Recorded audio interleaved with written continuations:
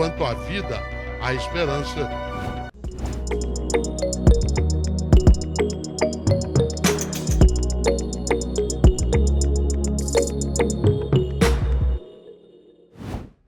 Há um grande autor de peças teatrais do mundo latino, chamado Terêncio. Terêncio é autor de várias ideias geniais. Uma delas parece óbvia, hoje falada, mas está numa das peças de teatro de Terêncio, quando ele escreveu: enquanto há vida, há esperança.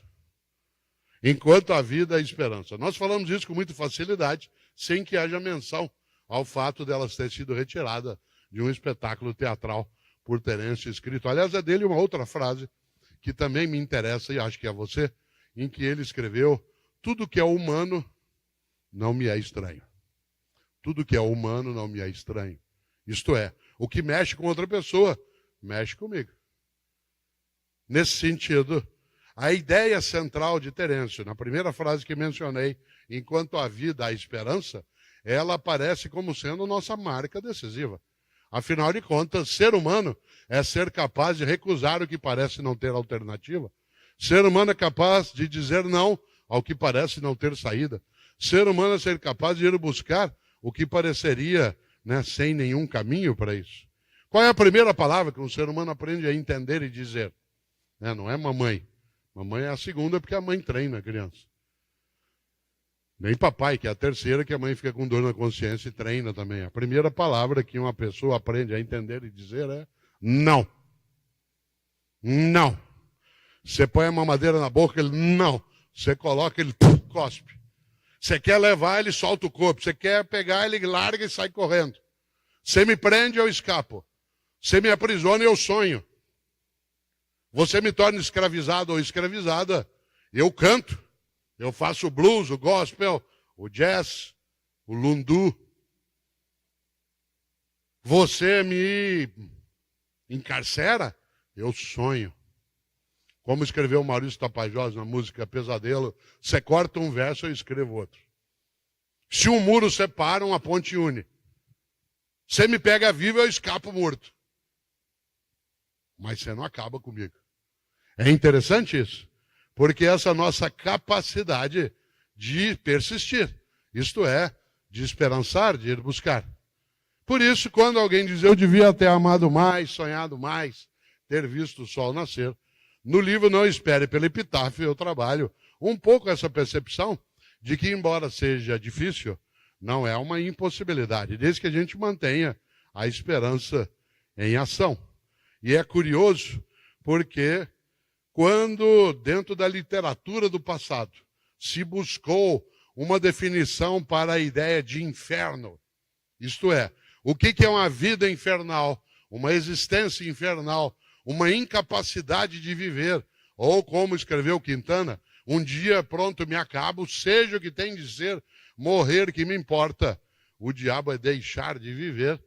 Isso aparece com muita força na obra de um estupendo homem nascido na cidade de Florença, que é Dante Alighieri. Vocês se lembram de leituras ou de estudo que Dante era apaixonado, desde mais jovem, por uma mulher chamada Beatriz. E Beatriz era casada. Dante não tinha como se aproximar dela, mas ele começa a tomar coragem e começa a se corresponder com ela, ainda casada. Mas no início desse processo, Beatriz morre. E Dante encontra a alternativa para a impossibilidade da esperança, criando esperança por intermédio da literatura. E ele escreve uma das obras mais definitivas do pensamento, que é a comédia, chamada Divina Comédia. Que apesar do título, comédia para nós no Brasil é algo que está ligado ao campo do humor, do riso, Na literatura, a noção de comédia era aquilo que relatava coisas da vida humana em geral. E a obra Comédia é a obra em que o grande Dante Alighieri quer encontrar Beatriz onde ela estivesse. Onde estava Beatriz? No mundo dos mortos. Que naquele momento, naquela época pré-renascentista, era dividida apenas em paraíso, purgatório e inferno. E, claro, para que Dante vá encontrar Beatriz, ele tem de atravessar, porque ela está no paraíso, ele tem de atravessar o inferno e o purgatório. Quem o leva A obra conta isso com muita beleza. Quem o leva por aquele caminho, evidentemente, também já falecido na época, é Virgílio, o poeta latino que escreveu a Eneida. E lá vai o Dante. Primeiro lugar que eles chegam, o inferno. O que estava escrito na porta do inferno? Deixai fora toda esperança, vós que entrais. Deixai fora toda esperança, vós que entrais. Porque o que é o inferno? O inferno é o lugar em que a esperança não tem lugar. Uma vida infernal, uma convivência infernal, um emprego infernal é aquele no qual não há esperança de modificação, de alteração, de melhoria. Um país infernal, uma família infernal, é aquela em que a esperança falece. E vale olhar isso de perto, porque quando Terêncio traz à tona a percepção de que enquanto há vida, há esperança, é porque a própria noção nossa de vida está marcada, né, por essa ideia de esperança.